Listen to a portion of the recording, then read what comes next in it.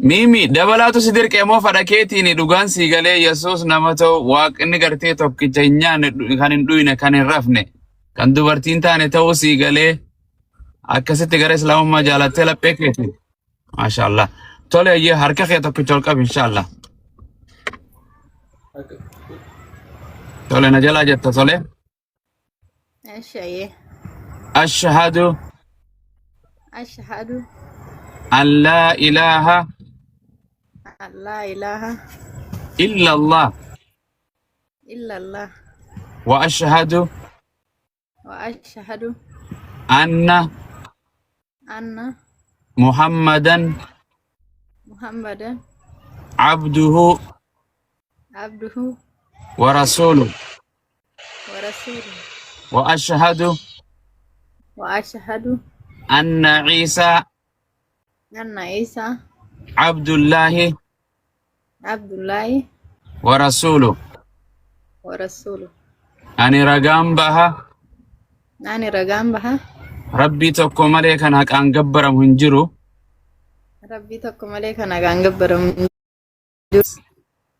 محمديس قربتش إساتي في إرقما إسا تو إسا لبيك يان دوغومسي عربا كيان دبدين جرا عيسى يوكين يسوس كريستوس ربي اسمتي إلما ربي اسمتي إلما مريم قربتش ربي في إرقما ربي كان سبا إسرائيل دواف إسرائيل دواف إرقما توسا برده لبيك يان دوغومسي عربك يان دبدين جرا الله أكبر أنقر ميمي ما شاء الله برار جنتو لقنني سنديب دوستو هذا عيسى جتشو سنديب دو عند خيسة قدتني لا إله وهو ما تكافان رمون دي بجايبة ربي سيلاف استمرقي أنا كيف جمرة وقوف ما شاء الله إسلام خيسة قدت إسلام فكات دران جول لما أينو زمان جانا ما قرتين هم تلو قومسا سبحان الله ثم ما كان للب ورد الرواتي ما شاء الله ميمي بقرب إسلام ما سيكني إيسوس سنجنة بيخي إيسوس كريستوس ستما أنت إيسوس ما جنة تيمان إرجما ربي توكيشا أبراهيم إرجما ربي توكيشا محمد إرجما ربي توكيشا كانوا مجتشو ربي توكوف مسكمو كان دلني كان نياني كان نمني فنفني ولقال لي تدبرو ران دلني واقعيون دلتو نما دلتا أتيس غافي رمتي نما دلتا مالي سارين دلتو سارين لين نمان دلتو gartee saruma dhalti jechuudha. Bakka gara islaamummaa rabbi si fide alhamdulillah galanni rabbii haa ta'u obboleessi keetis atis jabaatanii warra barattu rabbi si haa taasisu inshaallahu ta'ala islaamummaa rabbi tokkichaaf ajajamuu fadha rabbii raawwachuu kanuma Muhammadin waaqeessitu Muhammad ergama Yesuusin waaqeessinu Yesuus Kiristoos ergama rabbi ergate yoo Yesuus Kiristoos gartee abbaa malee dhalatan kan jiru taate Aadam haadhaa fi abbaan qabu yaa mimmi teenya Aadam haadhaa fi abbaan qabu akkasuma haati mana isaa gartee hawaa yookaan heewaan gartee kan jaanis Aadam irraa argamte hin qabdu haadhaa fi abbaan qabdu namni haadhaa fi abbaa malee dhalateef waaqa hin ta'u waliigallee subhaanallah kanaaf rabbiin tokkicha hin dhalatu hin nyaatu hin beela'u hin garafamu hin tumamu poolisaan mootummaanis hin tumamu waliigallee rabbiin gartee inni hin jiraachisa ni nyaachisa ni obaasa gartee ak anaafeetiin nyaata malee mimmi waaqni nyaatu rabbiin hin nyaatu gaafa nyaate ofii qurxummii nyaata foon nu uumee yoo nu yoraa nyaate garaagarummaan isaa maal inni nu nyaatatti haajama jechuu waaqni hin rafu waliigallee anaafeetii yeroo dadhabne gartee hirriba itti gallakkisa waliigallee hirriba rabbiin nu uume uumama akkasirratti rabbiin nu uume gartee waliigallee kanaaf alhamdulillah jabaadhu bartee hawaasa muslimaa hedduu keessa jirta tan barattu madarasaa barattee islaamummaa barattee bartee maal jedhamee gaafiin kan kee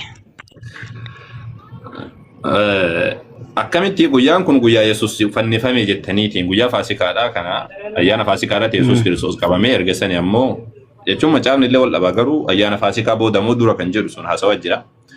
Garuu ayyaana Faasikaa kana waa'ee qabamee Yesuus Kiristoos rarraafamuu isaatii wajjin yookaan fannifamuu isaa wajjin wal qabata.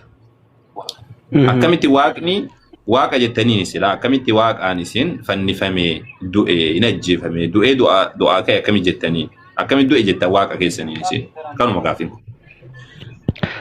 Kun gaafii bareedaadha yaa'u amma waaqayyoon gargaareen si deebisuu yaala.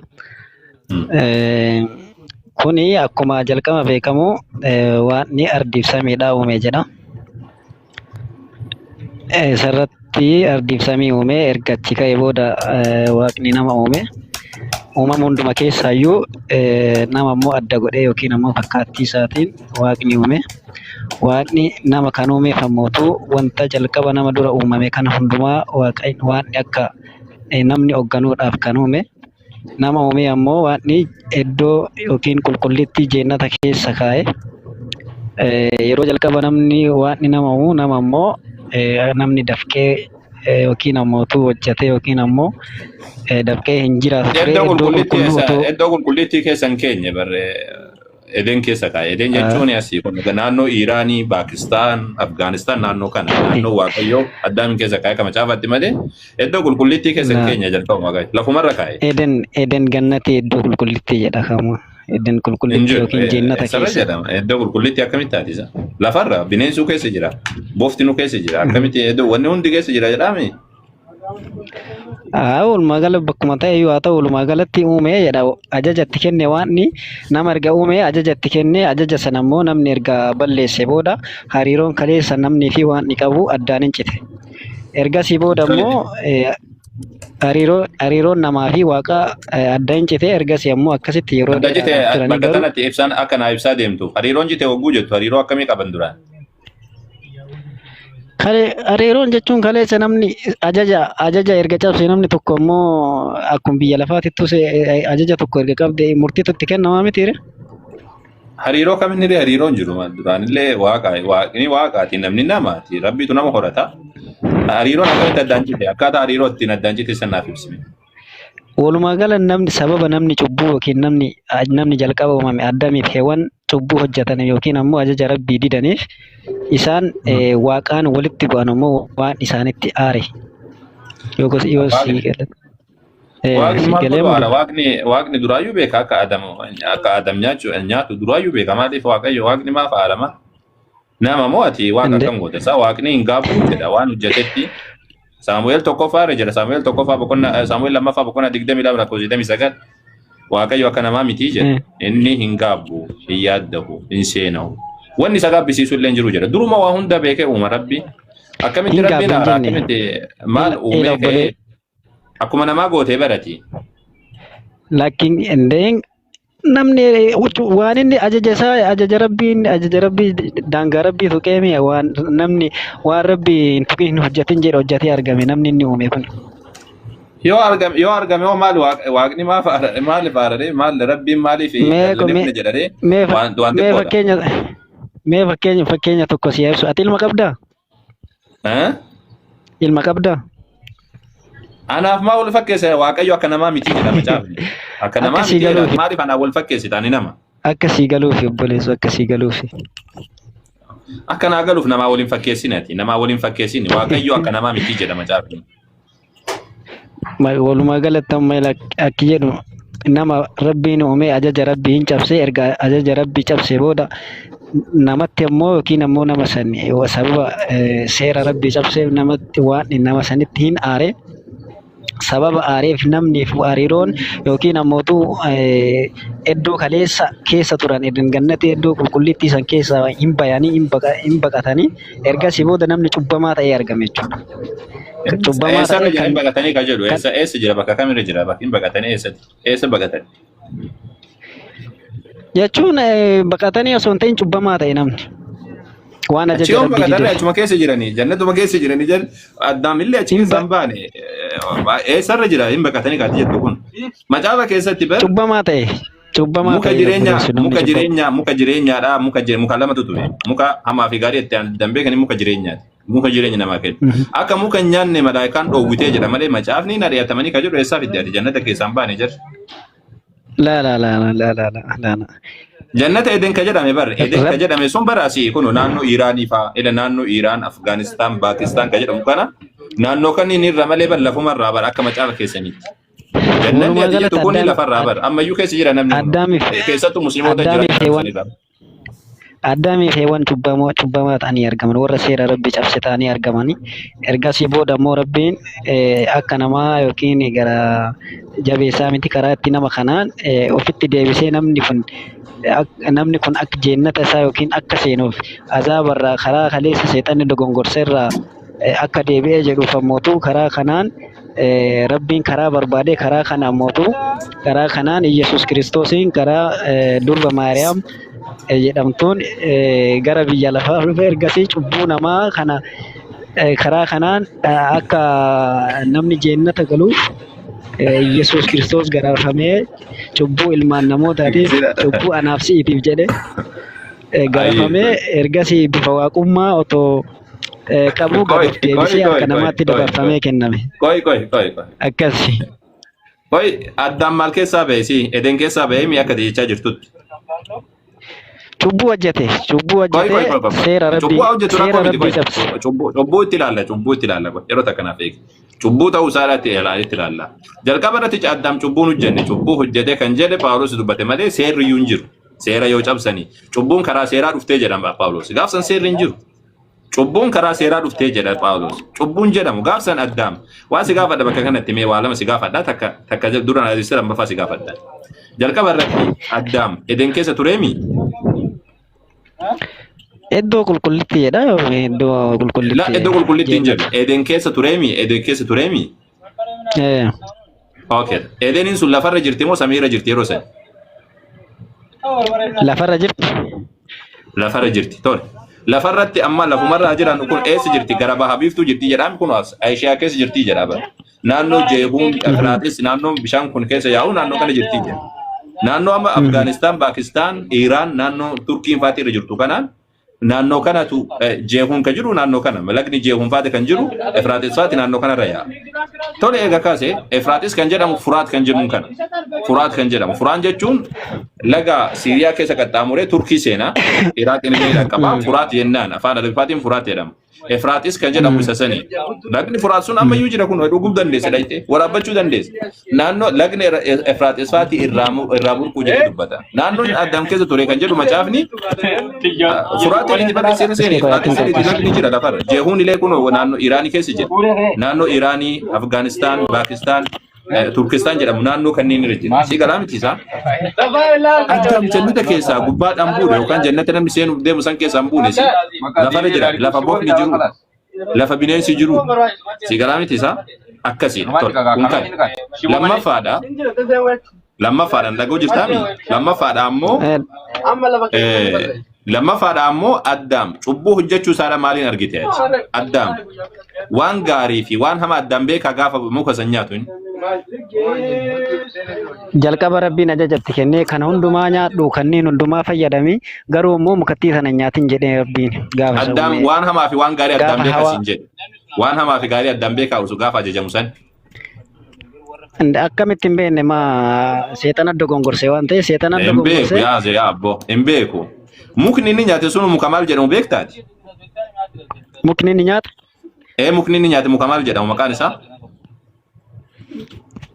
Inde cubbuu hojjete muka kana muka rabbi yaa rabbi muka san maqaa isaa beektaa siin jedhe macaafa keessa dubbatamee jira muka san beektaa maqaa isaa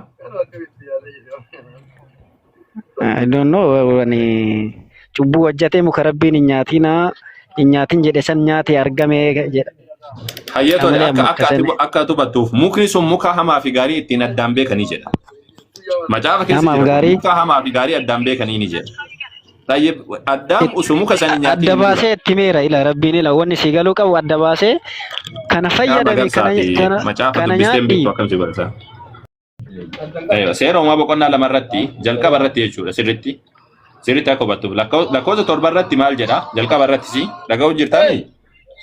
Seera uumaa boqonnaa lamarratti. Boqonnaa lama lakkoofsa torba irratti dubbisa akkaataa isaadhaa siin jechuudha. Maal jedha? Waaqayyo gooftaan biyyoo lafaatti nama tolchee hafuura jireenya itti godhu funyaan isaatti hin baafate akkasitti namni uumama lubbuu qabaatee jiraatu ta'ee jedha. Qabi jabeessi.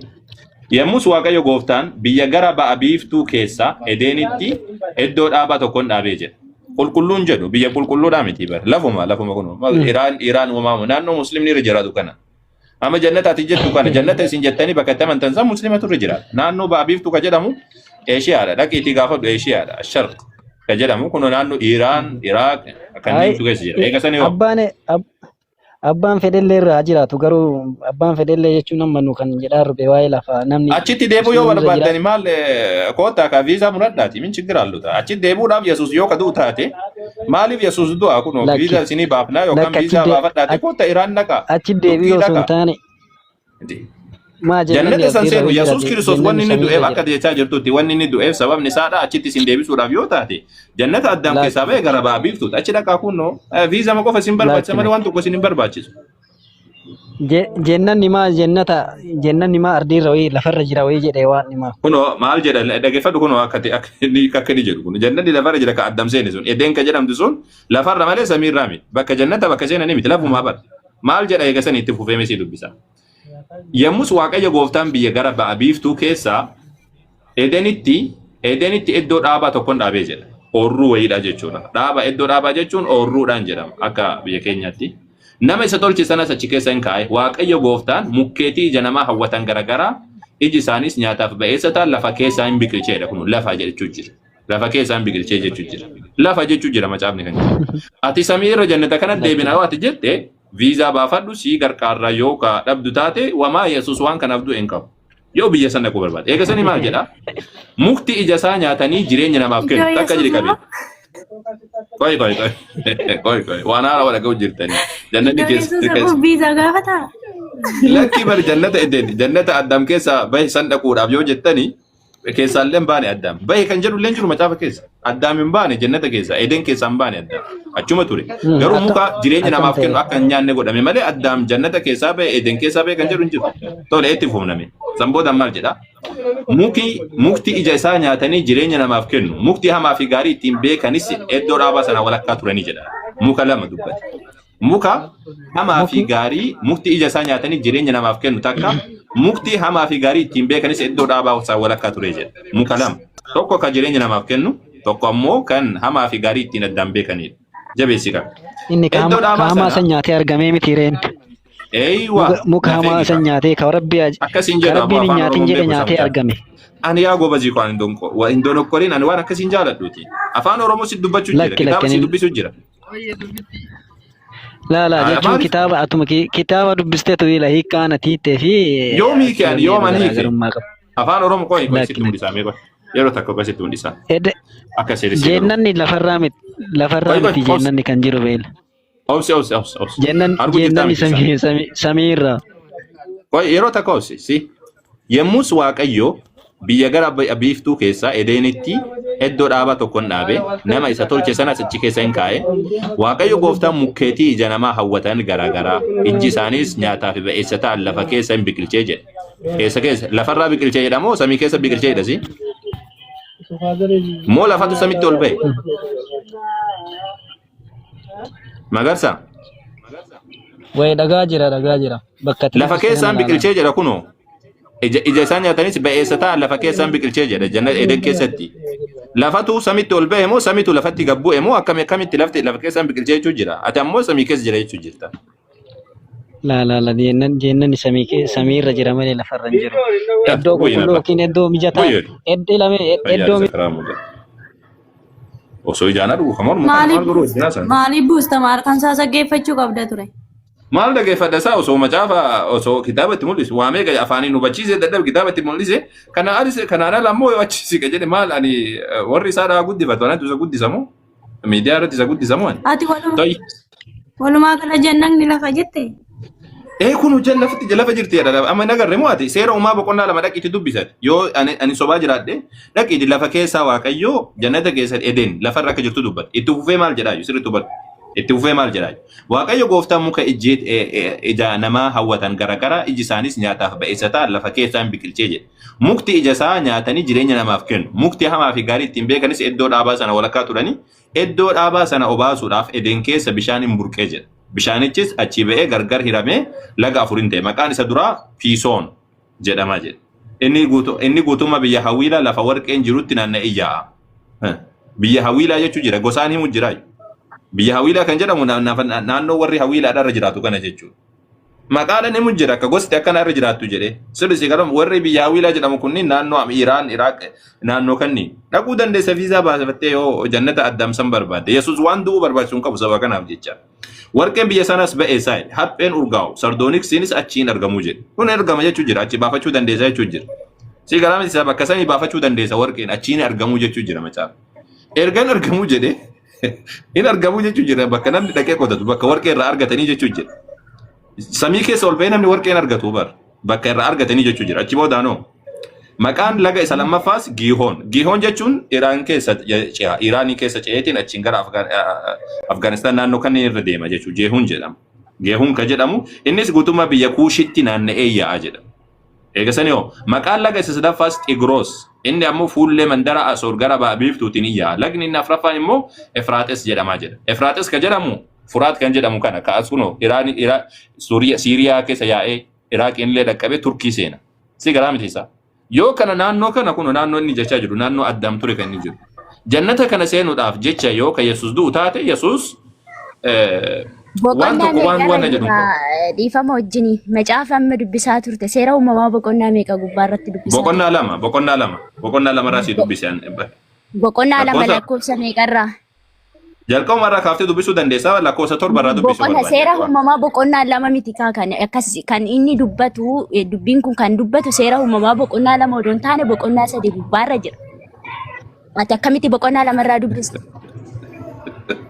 Boqonnaa lama irraa dubbisuu jira. Anatu barreesse moo macaafa boqonnaan 3 kan dubbatu ma biraati? Inni kun ati barreessu baadhu garuu kan dubbatu dubbiin kun kan dubbatu seera uumamaa boqonnaa 3 lakkoofsuma 1 irraa kaastee gaafa dubbistu argatta achirratti. Ati immoo kan jette seera uumamaa boqonnaa 2 jette.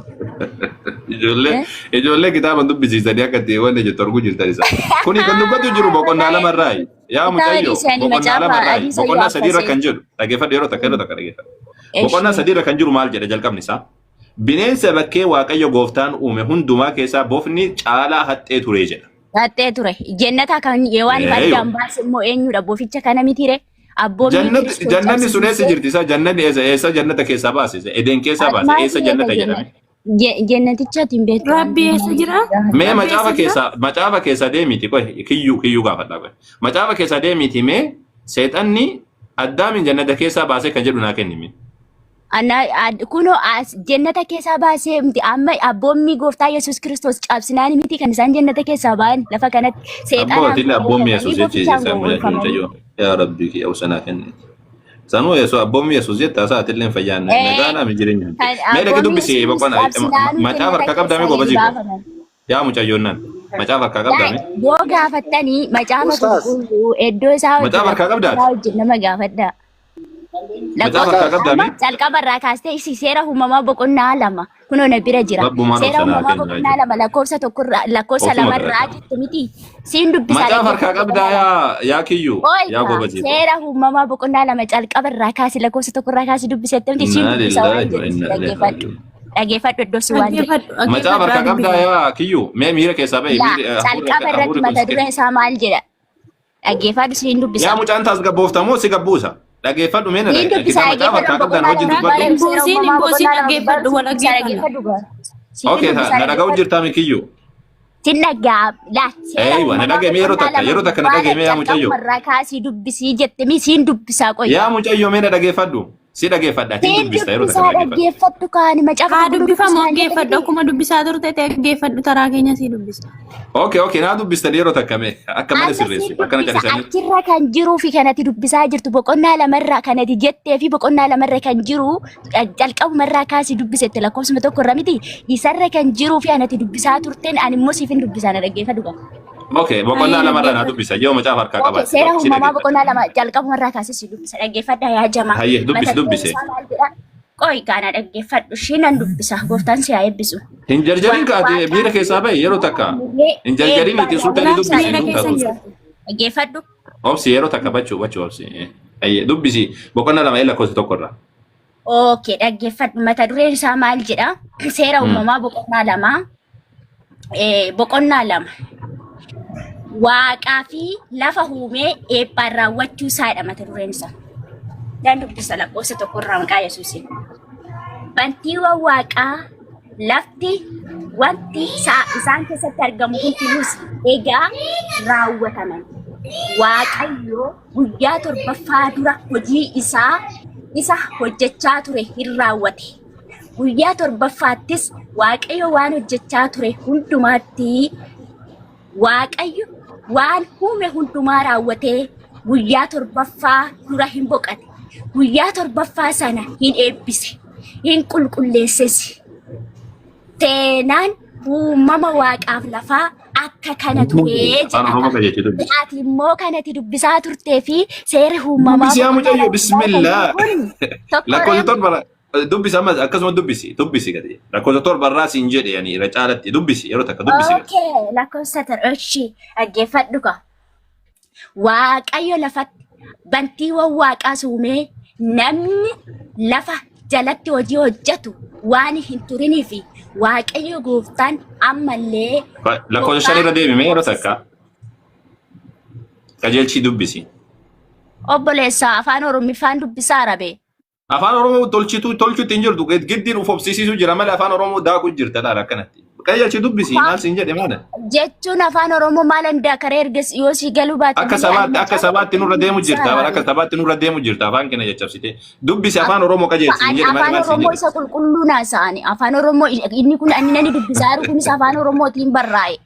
Miira keessa kiyyuu koo yaa mucayyoo teenya Isin waan hin ilaalle. Mee waan gootu mucayyoo yaa mucayyoo mee waan gootu. Ijoolleen baranii wanni gochuun qabdan warra baranii kan akka waajjifaa kan akka barsiisaa lakkoofsa shan sanii afaan Oromootiin irra deebi dubbisi meeroo takka akka sirrii nuu galu. Isin illee jala buutee haa teessu. Ati illee jala sanii nutti haasa'e. Dajane dubbadhu nama nagaa qabu wajjin haasa'u nama maal goona isaa. Akkam isin? Nagaadha alhamdulillah fayyaa jirtaami? Jara dhugaa galata rabbee. Mee lakkoofsa shan irraa dubbisati dajane seerumaa boqonnaa lama san. Anillee macaafni na harka hin jiru garuu coo waan daffaa jirtu bee qazeetee akka dubbistuuf yaadeeti nan ture sila achirratti waan dabalataa jiraate yaadni yoo jiraate dogoggorroo jiraate sirreessuuf ture garuu mucaittiin hin daffite akka malee bakka homaan dhageenye. Maal danfuu qofaasaa ol gute malee maal mucayyoo obsi jennee ka dadhabne musa obsi xiqqishuu suuta jedhisu jennee dadhabne danfuu bira dabartee iyyuu inuma gulufte nu harka sirrii miti akka kanatti ta'uun waggool seentan uftaas gabbeessaa qaama ofii dhabee qasmiira to'achaa akkasitti. Maal ture gaafichi? Salaan inni bira ga'ee jira eenyutu dubbisame ijoollee eenyu jira abdii jirtaa? Abu Muaz yookaan? Abu Muaz jiraanna rakkoon qabu. Abu Muaz yoo jiraatan dubbadha. Ustaaz. Abdii jirta? Wayyaa kiyyuu jirta? Nagaa ooltanii kam jirtu? Jira alhamdulillah fayyaa jirtaa? Jira baga jiraattan akkam? Gaariidha alhamdulillah. Sinii barreessaa uumaan oolee barshaadaa qabachuuf jedhee dhufe. Dhugaadha moo taphaaf jettee? Nama dhugumaan jedhe dhugaa. Islaamummaa dhugaa akka ta'e sii galee jira moo? Eeyyee. Rabbiin tokko akka ta'e rabbiin tokko malee akka hin jirre inni akka hin duune akka innalleen dhalanne hubattee jirta? Yaa. Yesuus Kiristoos akka ilma namaa ta'e akka inni waaqan ta'in akka inni nabiyyi rabbii ta'e ergamaa rabbii ta'e ofii isaati akka waaqa hin ta'in hubattee jirta? Amantee jirta isa kan? Okay. Ayyee duuba ati amantee maal hordofaa turte duraan? Kiristaana. Ortodoksii moo ka Penteedha? Laa Pentee miti. Ortodoksii turte? Okay. Ayyee tole biyya jirta moo biyya alaa jirta? Saudiin jira. Okay, rakkoon qabu akkas taana. Ayyee tole rabbiin khairaa godhuuti. Namni si dirqee jira ammoo islaamumaa qabadhu jedhee moo ati fedhuma kan keetiin ni qabadha jetteetiin murteeffatte? No, namni na dirqeen jiru amantaan kun sila natti toluuf of akka jijjiirrachuu barbaade. Okay, tamam.